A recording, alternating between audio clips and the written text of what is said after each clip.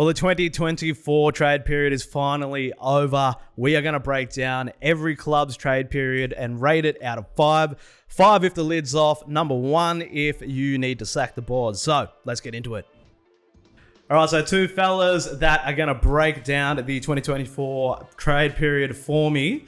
A lot of work went into this week. Aidan and Frank, how are you fellas? How Very you good, feeling? thank you, Phoenix. Yeah, good. A bit tired, fatigued, but kind of glad it's over at this point. Oh, I'm very glad it's over.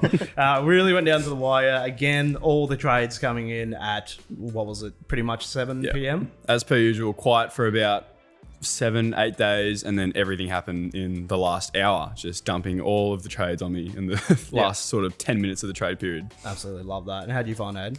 Yeah, I mean, as Frank mentioned, it was a little bit quiet kind of in, that middle part of the trade there. Obviously, we had a few changes in free agency in the first day.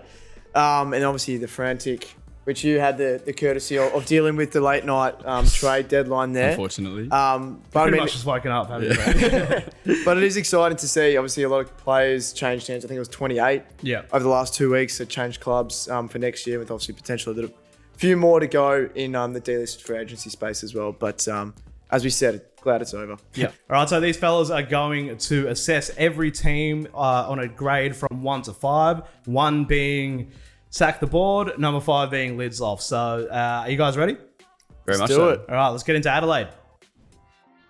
All right, so Adelaide, pretty busy. They got in a few. They brought in Neil Bullen, Peatling coming, and they left out, Himmelberg departed. Yep. How do you assess their trade period? Beneficial trade period for Adelaide. They were productive from the start. They got most of their deals done early. They brought in Isaac Cumming as a free agent, Alex Neil Bullen from Melbourne, and gave away pick 28 for the ex-Demon. Gave pick 46 to Melbourne in return for a 2025 third round pick. Lost Elliot Himmelberg, as you mentioned, to the Suns. No compensation for that. Got James Peatling in the final hour, hectic final hour that was, as well as 2 future picks. Yep. And only gave up a future second round pick. So they probably won that trade. Enter this draft now with picks 4 and 64. So probably look at Sid Draper for that pick 4. It would be a good pick. So hopefully they get good return for that. But they'll have some talent to pick from, because you'd assume that Finn O'Sullivan, Murphy Reed, Sam Lawler, Josh Smiley, there'll be some good players available. So we'll see how they use that pick 4. Yeah, I think 3 of those guys pretty much come straight into the team, yeah?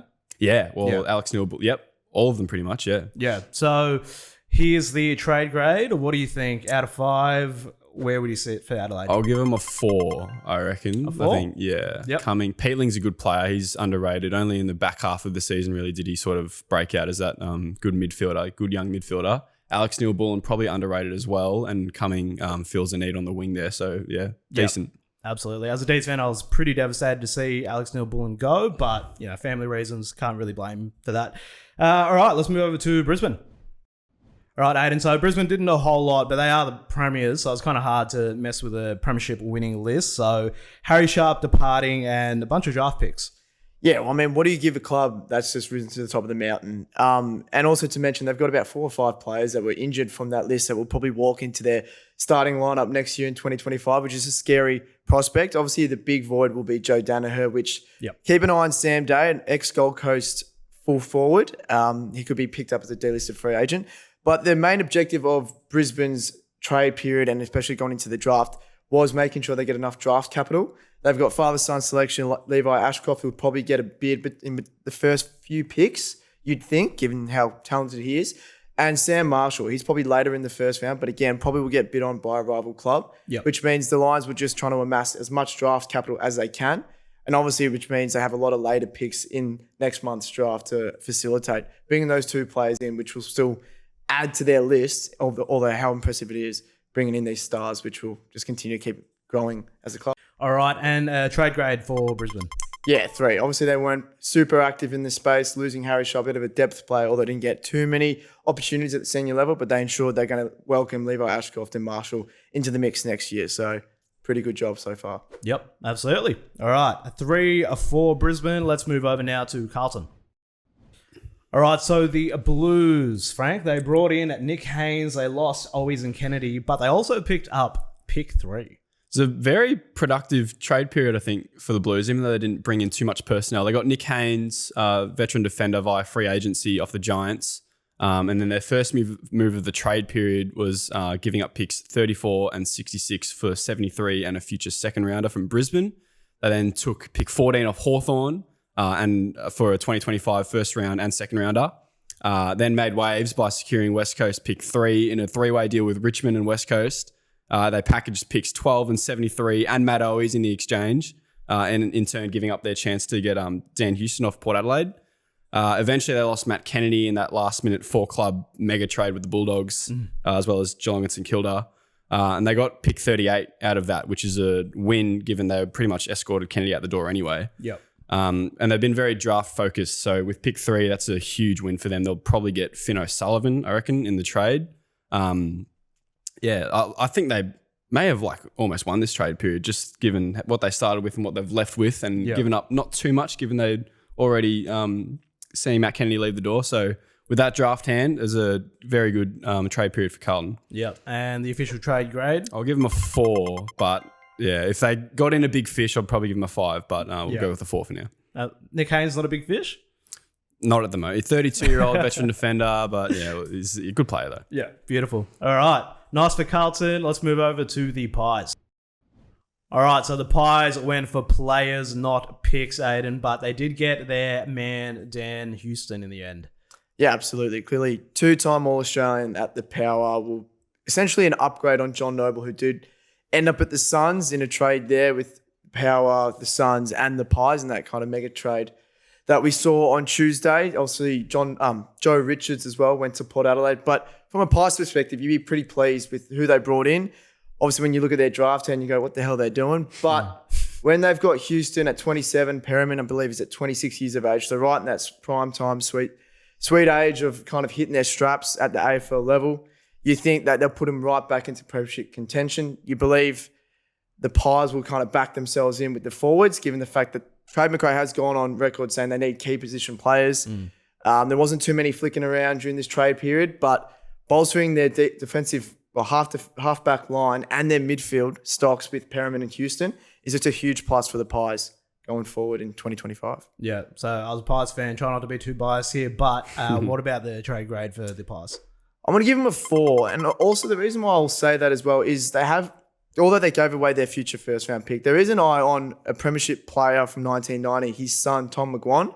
Now, he's touted to be a first-round pick next year, and given the fact he's a father's son, the Pies will still likely land him, based on the fact that if they get enough draft capital, they will land him next year. So they'll still get a high-end talent in 2025's draft. And obviously this year, their focus was bringing in ready-made players who are kind of going to make an impact straight away and, I guess, try replicate what they did in 2023. Yep. All right. I think the Pies have enough father-sons, to be fair. But all right, that's a good one for Collingwood. All right, Frank. So a relatively quiet trade period for the Bombers. And I just say that because it's the first year without Adrian Dodorio at the helm. So they lost Stringer. How did you rate their trade period? It was quiet. They gave up pick 9 and a future third-round pick to Melbourne, split that for 6 picks in return. They eventually lost Jake Stringer right on the buzzer. That deal was on and off and on again. They gained no players in the trade period, and they don't have a first-round pick. That'll probably change when they bid up for Isaac Kako.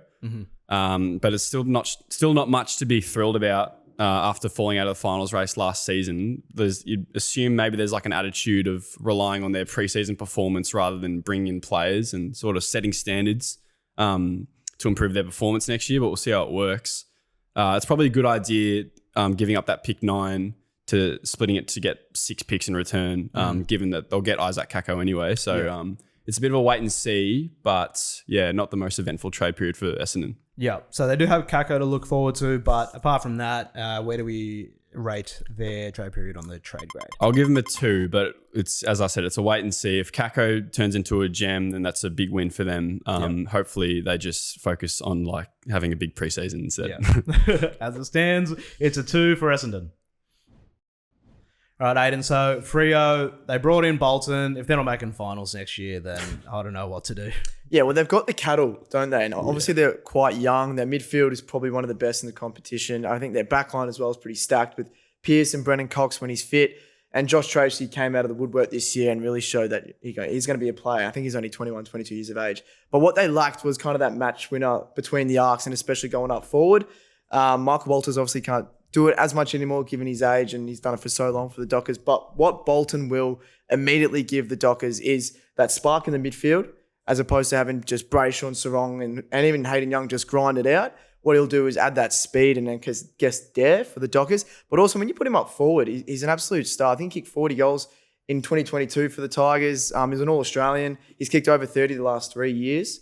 So he definitely will add, a sense of stardom in that Dockers lineup that sometimes has lacked that wow factor, that X factor under Justin Lomnior. They've been kind of ridiculed for being a little bit boring with their ball movement and some of their players. It's kind of mundane, but Shai Bolton's anything but. So he's obviously a very exciting prospect for the Tigers, and Dockers fans should be really excited by what he can produce, next year and beyond. Yeah, absolutely. Apparently, Freo are only good when they want to play Melbourne. So that's what I learned from this year. So where do we rate Freo's trade period? Yeah, well, I'm going to give them a 3. Relatively quiet, aside from obviously bringing Bolton in. They did swap a few picks around, so they are left with pick 14, which I think could be used on homegrown talent Bo Allen. Looks like a bit of a superstar from Western Australia, but we'll probably have to wrestle with the Eagles for that pick, at that pick. But yeah, I think the Dockers were pretty pleased with how the last 2 weeks panned out. Yeah. Oh, not too bad for Freo. All right, so probably one of the most talked about trade deals went through for the Cats. They got Bailey Smith. I think I'm just glad that I don't have to hear about this for another year. So where do we rate Geelong's trade? Well, it was a very patient trade period for the Cats. They called the Bulldogs bluff for the entire 2 weeks, waited until literally the final minutes to get their hands on Bailey Smith as part of that massive 4-club trade. In the end, they gave up pick 17 as expected, but they also gave up pick 38 to Carlton and got 45 in return from the Saints, with Jack McRae being part of the deal there. The rumours around Clayton Oliver fizzled out, so they gained nothing there, but they may have plunged Melbourne deeper into their crisis, which might have been their goal from the start, who knows.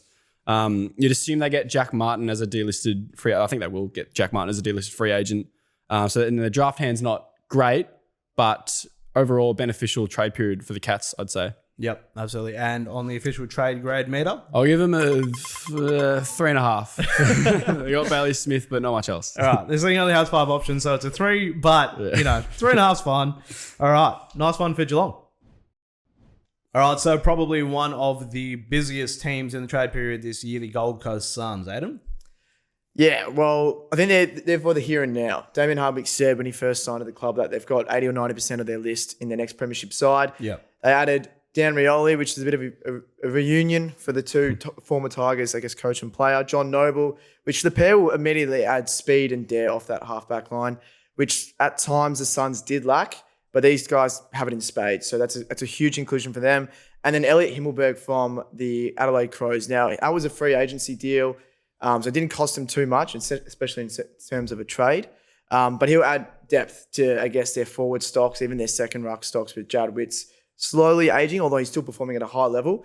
Elliot Himmelberg will definitely kind of come in as a fall guy if he does go down with injury or form kind of doesn't persist. But a big part of Gold Coast trade period was the flicking around of picks.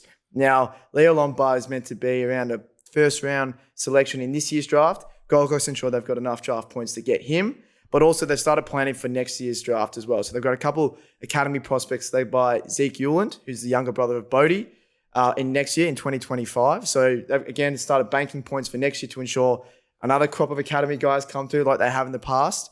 And it just seems like they keep topping up with talent and young talent and young talent. So it could be scary if the Suns finally click under Hardwick, what they could achieve. But at the moment, they look like there could be a decent prospect in 2025. Yeah, that academy makes everything so much more spicier into the next couple of years, especially, and then Tasmania coming in. It's going to be, you want to be recruiting now, basically, and it feels like Gold Coast are doing that really well. So where do we rate their trade period this year on the trade grade meter? Well, I'm going to be bold here. I'm going to say 5. Ooh, now, I know Jack Lukosius... Lids off. Lids off. Now, I know Jack Lukosius did depart. Rory Atkins, I don't think he played many games for the Suns since joining the Crows a few years back. But they were in the VFL at the end of the year. So what they've brought in is Violi and Noble, which immediately will just add to their list. They've obviously got stars at forward line, a really strong midfield, and obviously got Hardwick at the helm, who just knows how to win flags. Yeah. So I think Suns fans should be pretty excited and pretty, expectations should rise this year and definitely kind of buck that finals no finals, I guess, trend since they've been in the competition, and hopefully at least win one or multiple. Yep, absolutely. All those Suns fans are going to be very excited. Let's move over to GWS. So GWS made a lot of headlines this trade period, and not just because of their trade period. There was a couple of other things. So where do we want to start, Frank? Costly trade period for the Giants. So they did get Jake Stringer on the buzzer, pretty much, giving up pick 53 for that. They lost Nick Haynes as a free agent. They lost Harry Perryman via free agency. Got pick 16, band 1 compensation for that, which is a very good result for that.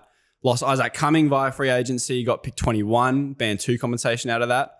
Also lost James Peatling and 2 future picks, which is a big loss because Peatling broke out towards the back end of the season and they didn't get much in return for that. Wade Dirksen and Xavier O'Halloran stay despite the speculation, but it's probably not an ideal trade period for the Giants, losing all that they lost, and especially with the new Wacky Wednesday scandal surfacing, not ideal for the Giants. Yeah, a lot of headlines. They're lucky they're in Western Sydney.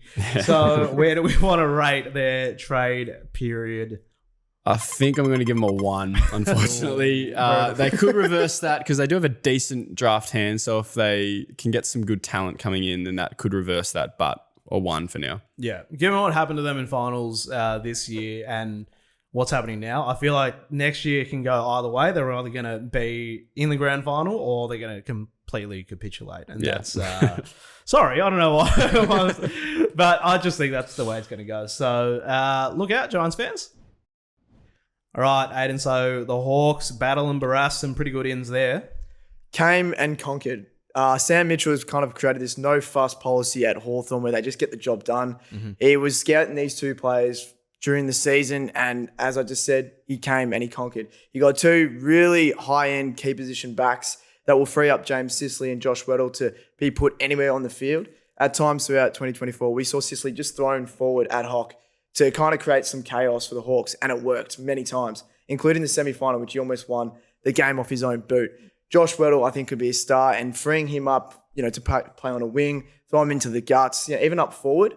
We'll have that freedom now because we got Josh Battle and Tom Barrass. But what Battle will also give the Hawks is his flexibility. Now, he started as a forward at the Saints, went down back because of their needs, and turned out to be quite a good player for the Saints down back. So he, again, can play like most of the Hawthorn players and like they're trying to, I guess, evolve as a club in multiple positions. And both these guys will just add to their premiership calculations.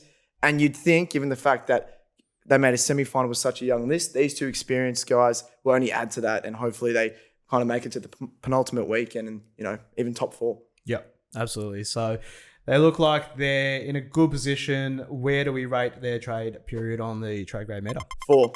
4, simple as that. It's not necessarily perfect in terms of a 5 because they don't have much of a draft hand. But the only reason they're probably not too fussed about that is because they've gone heavily to the draft in previous years gone by. So now they're ready to bring in established talent to just kind of top up where they need it. And that's where they get the 4 from. Yeah. Unfortunately for the rest of the competition, the Hawks look in a prime position coming into next year. All right, let's move over let's get this one over and done with, my boys, Melbourne. All right, so the D's, much like GWS, had a lot of headlines this trade period. But if you look at that out section, there's no Clayton Oliver on there. So what do we rate this season? A mixed trade period for Melbourne. So they started early. They swapped Alex Neil-Bullen for pick 28 from Adelaide. They swapped a future 3rd-round pick for pick 46 from Adelaide as well. And then they packaged picks 28, 40, 26, 54, and 65 for a 2025 first-rounder. In exchange, and a 2025 first rounder in exchange for pick 9 off Essendon as well as a future 3rd. They added Harry Sharp off Brisbane as well as a future 3rd in exchange for pick 49 and Essendon's future 3rd. And they'll hold on to picks 5 and 9 in the draft, which is a huge win. They showed interest in Wade Dirksen from the Giants, but they declined that. Clayton Oliver and Christian Petrarca will stay, as you have mentioned, seemingly against their will, but they stay nonetheless. But with a really good recent draft history, taking 2 top 10 picks into this draft is a massive win, and they'll add to their already really good crop of young talent led by likes Caleb Windsor, Jad McVee, Disco Turner, Jacob Van Rooyen. So mixed, but positive, I think, for Melbourne. Yeah. As a D's fan, I'm pretty happy with this. 5 and 9. I know we draft well. Again, we took, Caleb Windsor last year in the top of the 6th pick, I think.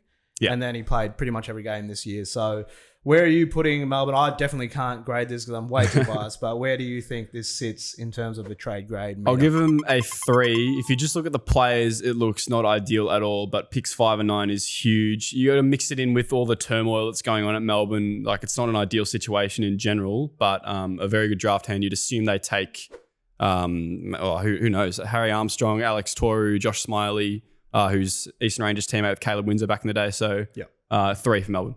All right. Hopefully a quiet off-season for the boys this year. Let's move on.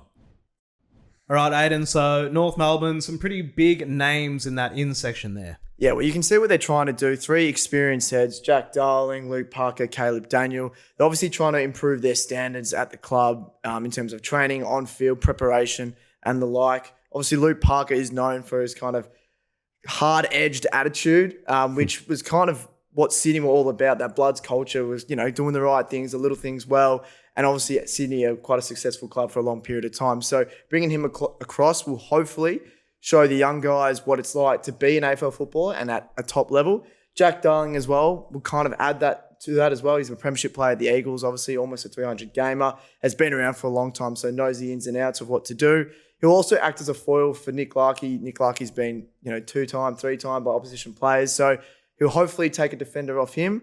And Caleb Daniel kind of adds to that utility where, to be honest, I'm not too sure of the trade as a whole. I'm not too sure what he'll add. They went after Zach Fisher in a similar position, who can play wing, can play half back and half forward. Daniel is probably an upgrade on Fisher, but in terms of what he'll actually provide a team that's been bottom 3 or 4 for the last couple seasons, I'm not too sure what he'll get out of that. Jacob Constanti, now he's obviously one that not many people have actually heard of. He was drafted, I think, at pick 20 by the Swans a couple of years ago. Didn't play a game given how good their list is, especially their forward line. But he was a pretty highly touted junior when he came through the ranks, especially in his draft year. So hopefully he'll get a gig at the Roos. And also, I'm intrigued what they'll do with pick 2. Now, there's reports indicating that they might try and split it. Richmond's hand of 8 in the top 25 looks pretty enticing for the Roos to do so. And I think they should. I think they'll eye off maybe pick 6 and 10 or 6 and 11 from the Tigers, get 2 pretty high-end talent in from this draft as opposed to 1 superstar. And again, try to put them through the ranks in terms of learning off the likes of Parker and Darling and obviously Alistair Clarkson as well, who's leading the charge. Yeah, absolutely. I think it's been a crazy couple of years for the list management team at North Melbourne. So for this period, where do we rate their trades? It's a reluctant 3. I was considering giving a 2, but I'll go with a 3 because I do really like the acquisitions of Parker and Darling, more from an off-field perspective. We saw Parker in the grand final just go on. He can still perform at quite a high level, but I think obviously off-field he's going to add so much value to the likes of Harry Shees or George Wardlaw, hopefully Luke Davies-Uniacke, who hopefully will stay at the club beyond 2025 as well. So yeah, as I said, reluctant 3. Yeah, all right. Let's hope that converts on field.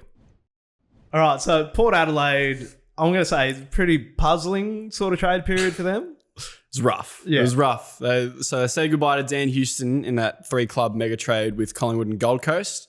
Received Jack Lukosius, Rory Atkins, pick 13, 29 and 50 from the Gold Coast. Picked up Joe Richards and pick 36 from Collingwood. They gave up Houston, obviously, and pick 58 to Collingwood. Gave up pick 39 and a 2025 first rounder to Gold Coast. On the surface, definitely lost a lot more than they gained because Houston, 2-time All-Australian, one of the 2 best halfbacks in the competition.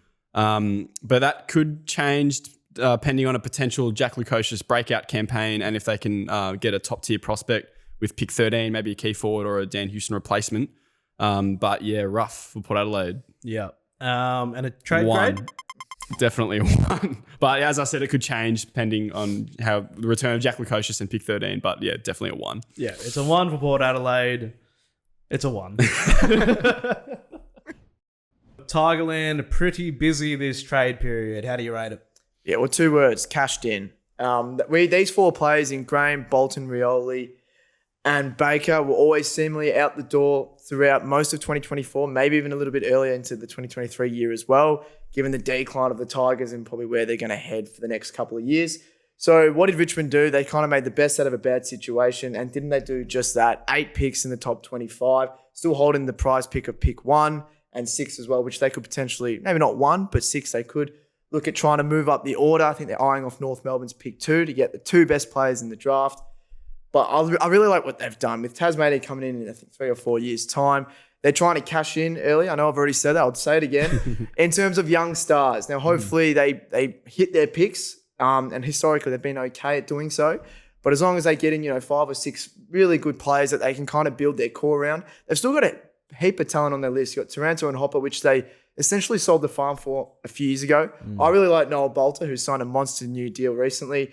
Nathan Broad there for experience. Nick Voston there for experience. So they've got a little bit of talent there. Not necessarily to get them off the bottom of the ladder, but to kind of attract young players to come there. And that's a selling point. This could be your club in a few years' time. So that's what Uze and his coaching staff will do to picks one and the rest of the crew that they get in the next month's draft. So I really like what they've done. Yeah, I think some of the best, they're making the best of a bad situation. So if you're going to put a number to it, where do you rate this trade period? I'm going to go 5. Now, I was teetering between 4 and 5, but as I said, we knew these 4 players were walking out the door, and it's just a matter of how they could get the best possible hand available. And I think they can't get much better than that. So Tigers fans, I know it's probably heartbreaking to see some premiership stars walk out, but probably be excited in the next few years to see the likes of maybe a Jagger Smith or a Josh Smiley come through the door. Yeah, that's a 5 for the Tigers. The Sainers are pretty decent in your opinion. What do you reckon, Frank? I think it's decent, but I'm getting accused of bias here. They started off, they split pick 27 for picks 32 and 45 from Brisbane. They got their guy in Jack McRae, and they gave up pick 45 for that. Not much, but depending on whether Jack McRae is the game changer they're looking for, he's probably not, but probably a good return there. They gained pick 8 as the free agency compensation for Josh Battle, which is a huge win. Hopefully they don't waste that pick. And they backed out of the Ivan Soldo business, which sparked some controversy. Time will tell whether that was the right idea or not. They didn't get Brody Kemp in the end when they were going after him off Carlton. He's contracted. So they might go after Adam Tomlinson as a delisted free agent to fill that battle void. And with the draft hand they've got now, I'd say it's a pretty decent trade period for the Saints if they can cash in on those picks. Yep, absolutely. If there's one thing we know about the Saints, it's that they always take the right pick. So for this trade period, where are we rating them on the trade grade meter? I'll give them a 3, dead on 3. 7 and 8 is huge if they can make the most of it. Hopefully they go after Sam Lawler. Hopefully maybe Josh Smiley falls to their range. Murphy Reed even. Just some explosive midfielders to hopefully be included for 2025. All right, love it. All right, some optimism for Saints fans. All right, Aidan, so coming off another grand final loss, where do we rate the Swans in this trade period? Honestly, a little disappointed. 2024 was their big year of retention. They signed Ollie Flynn, Will Hayward, and the like. So that was their objective for 2024, other than obviously trying to get that elusive flag, which they weren't able to do against the Lions. But you'd think for the 4th time John Longmire has lost a flag in his tenure, that they'd kind of throw a bit of a curveball at the trade period and see if they can land some big fishes. As we've seen, no ins this year, which means they still think they've got the right mix. Now, they are a superstar team led by the trio in the middle there, but up forward, they clearly need some help. Joel Marty and Logan McDonald were nowhere to be seen on grand final day when it mattered most, same as Hayden McLean. And Tom Papley was pretty well kept. Now, I'm not sure what was out there. A lot of the key forwards were locked away. Had to go with Aaron Norton a few years ago and Jamar, and they stayed at the Dogs. So it was hard for them to kind of make big moves this year, and maybe in the future they've got some eyes on potentially Ben King from the Suns. But it was pretty disappointing that they were almost, excluded from any kind of trade talk in terms of just in trying to improve their list. And obviously going out Luke Parker and Jacob Constanti, which is probably not a huge loss in terms of their player profile. Obviously Parker has been there for ages, but you'd assume that Callum Mills would come in and play that role, given the fact that he was injured most of the year. And in terms of their drafts, they had 19 and 22, pretty strong hand. I would like to see them make a bold play for, a top 10 pick. So maybe trade that up and a future second or even a future first and see what they can do. But a big watch, and I think everyone will be talking about it, is what Chad Warner does at the end of 2025. He's got that go-home factor to WA. I think Freo and West Coast are already starting to, kind of prepare their arsenals to throw the kitchen sink at him. And why wouldn't you? He's the star of the competition. But unfortunately for the Swans, they didn't improve on the trade period. And that doesn't mean they won't go one step further next year. But I would have liked to have seen them done more. Yeah, it was an interesting one. So on the trade meter? Again, purely trade meter, not that they necessarily needed to add, but I'm going to give them a 1 purely because they just didn't do much. And I guess that's what we're assessing is their trade period. So a 1 from me. Yeah, could have done better. All right, now, Frank, if you're a West Coast fan, you've probably posted a comment somewhere on the internet in the past week about giving up that pick 3, but they did a lot of movement in this trade period. So where do we rate them? Yeah, so a lot of people are fuming about West Coast trade period. I think it's a wait and see how it turns out. They farewell Jack Darling to North Melbourne for pick 67. They squandered getting pick 14 off Hawthorn in exchange for Barras, as the Hawks moved on quickly and opted to trade with Carlton instead. Then they snagged Liam Baker off Richmond in a 3-club trade, also gaining Matt Owies off the Blues, as well as picks 12 and 73. Drew criticism for giving up pick 3 in the deal, but they also gave up pick 63 and 68 to Carlton, offloaded Barras and a future 4th with about 15 minutes to go in the trade period, got back 3 future picks, a 1st rounder, 2nd rounder, and 3rd rounder. So we won't know for some time whether this trade period will work for them because they're all future picks. Would probably like more draft capital for this draft, given it's so loaded. But yeah, it's just a wait and see for next year, I guess, for the West Coast. Yep, absolutely. So in terms of this year, though, where are we going to rate them on the trade grade meter? I'll give them a 2. Obviously not an ideal draft hand, and they need to bring in more young talent. 12's a pretty good pick. Maybe they'll probably bring in Bo Allen, who is a midfielder defender prospect, which is a pretty attractive prospect, 190 centimeters as well. So that's probably the go there. Yep. Alrighty.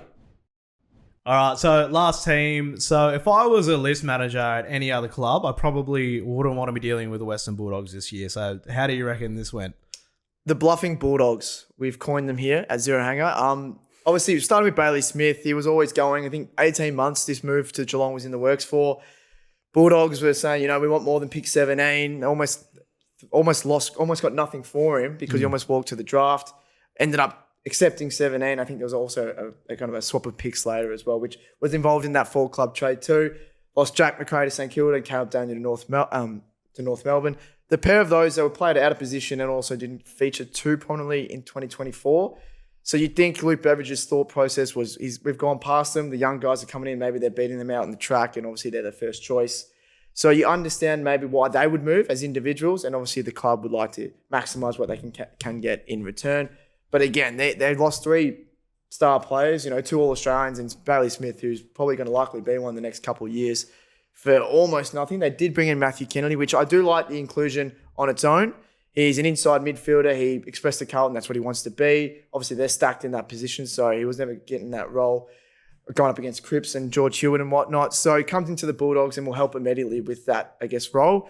Help Tom Liberatore, help Bont, help Treloar as well, who, kind of need it. They seemed a little bit one-dimensional at times. They threw in Riley Sanders and Harvey Gallagher at times through the midfield, but again, another player of Kennedy's ilk will help them.